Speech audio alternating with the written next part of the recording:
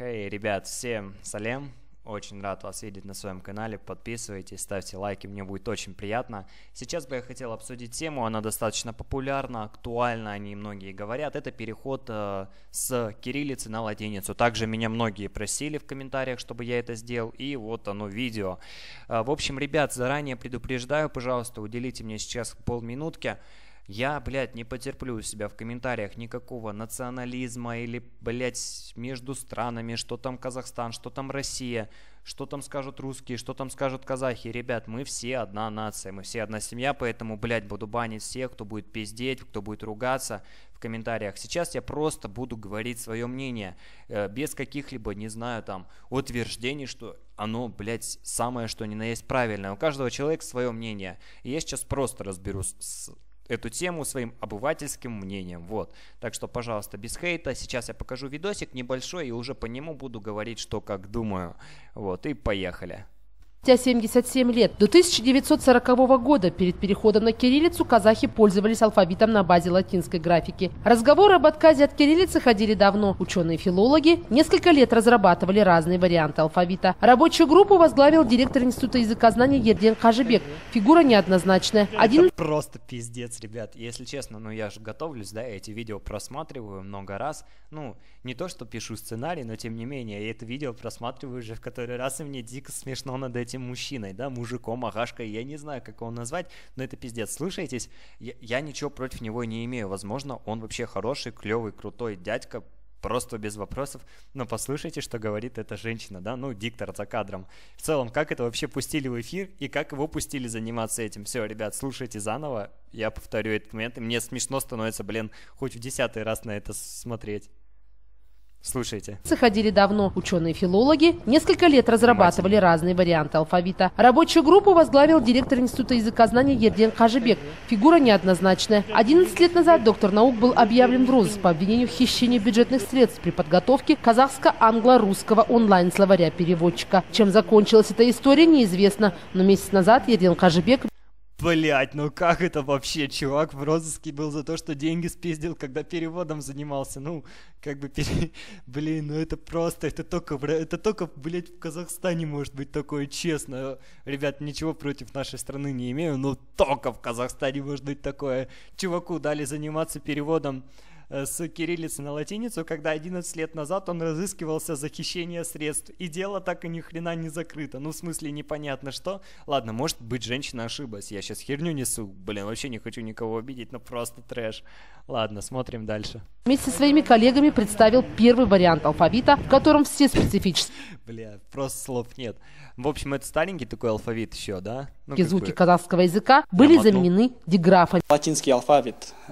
В общем, парниша, вот он, да? Ну, сейчас чуть мотну, думаю, может, он будет... Смотрены ли они или нет? В общем, молодой парень, да, он просмотрел, в общем, вот этот перевод, ему не понравилось. Но он сказал то, что неудобно, не клево, и решил отправить свою версию. Хотя изначально им говорили, что, пожалуйста, отправляйте свои версии, мы все варианты рассмотрим, ну, как бы где-то поправки внесем.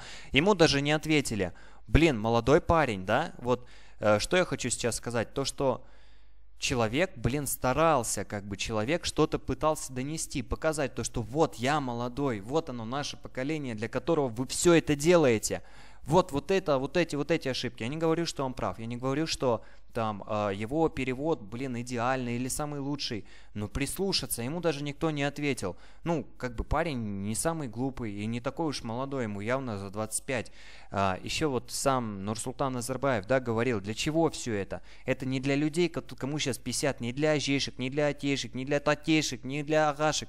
Это для нынешнего поколения, для моих детей, для ваших детей, для вас, в конце концов, для нас, да? То есть, чтобы нам было удобно, если нужно будет заполнить какие-то документы, написать, чтобы это было, на латинице, чтобы мы поехали отдыхать в Турцию, показали паспорт, и нам говорят, о, Казахстан, да, и читают это хорошо, к примеру, ребят, к примеру, вот.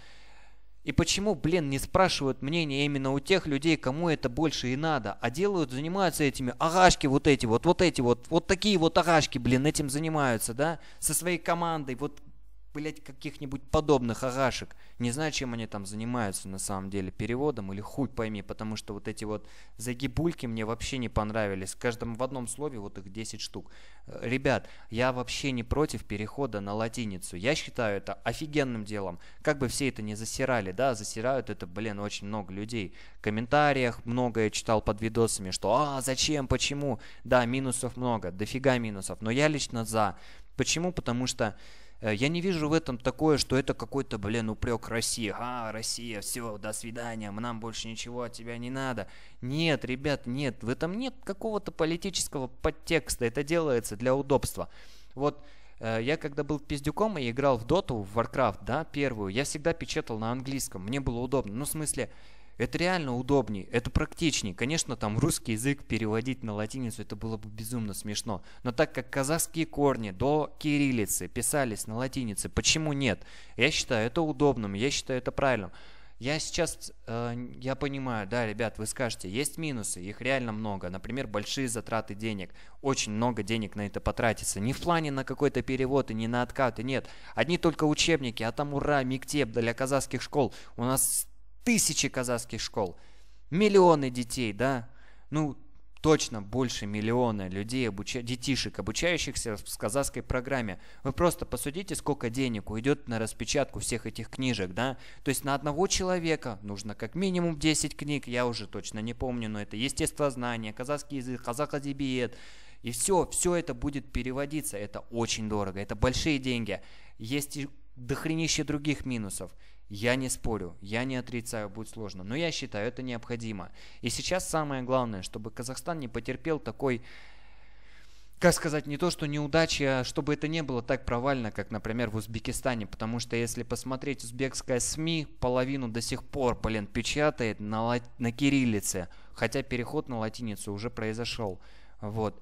Я, в принципе, не буду этот видос докручивать, я, мне кажется, сказал все, что хотел. Ну, не совсем все, что хотел.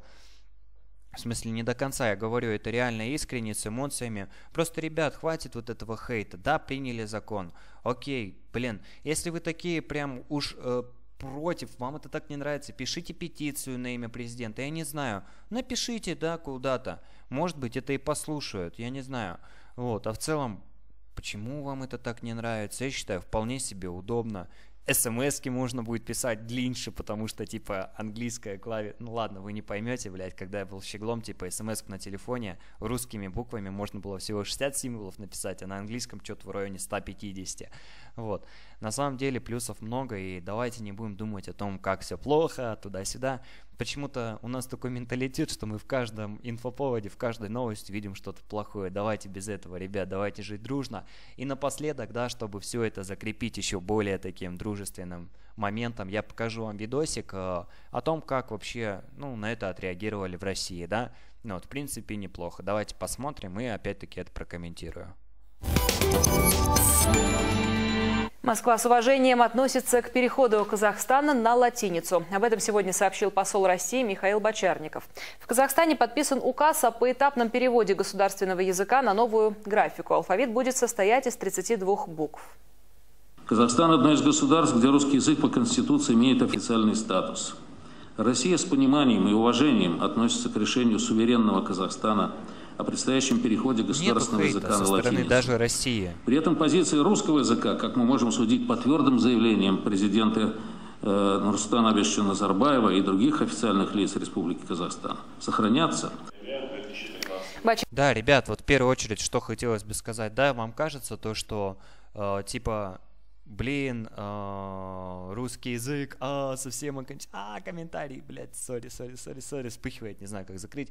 В общем, вам кажется то, что русский язык уйдет, да, особенно многие мои приятели, да, скажем так, русскоговорящие, которые не говорят на казахском, да, говорят, что, блин, капец, все, русских там притеснение. Нет, ребят, правда, кто меня смотрит, русскоязычное население, русскоговорящее, не знаю, как сказать, это все бред. Ну, это смешно. Так же, как и, как все было, так и останется, в принципе. Ну да, пройдет перевод. Если ты не понимаешь казахского языка, какая тебе разница, будет предложение написано на казахском на латинице или на казахском на кириллице.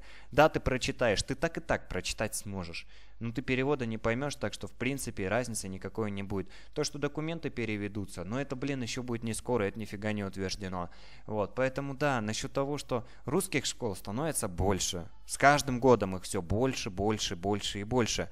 Поэтому насчет этого париться тоже смешно, я считаю, потому что как бы развитие русского языка в Казахстане есть, да и казахи сами не забывают, вполне себе хорошо говорят на этом языке, поэтому бред. Ребят, пожалуйста, я еще раз повторюсь, не разводите никаких, блядь, скандалов и еще чего-то в комментариях, хорошо? Я вам дальше врублю видосик. Черников добавил, что в Казахстане увеличивается число преподавателей русского языка. В республике открываются филиалы российских вузов. Добавлю, до 40-го года прошлого столетия казахский язык использовал латиницу. Позже ее сменил кириллический алфавит из 42 букв. Ну вот, да, тоже момент. Ну, в общем, ребят, всем спасибо за просмотр. Мне будет очень приятно, если вы подпишетесь, посоветуете друзьям этот видосик, да, скинете, да, и давайте жить дружно, блять, без всякой ругани. Ладно, все, давайте. Пока-пока.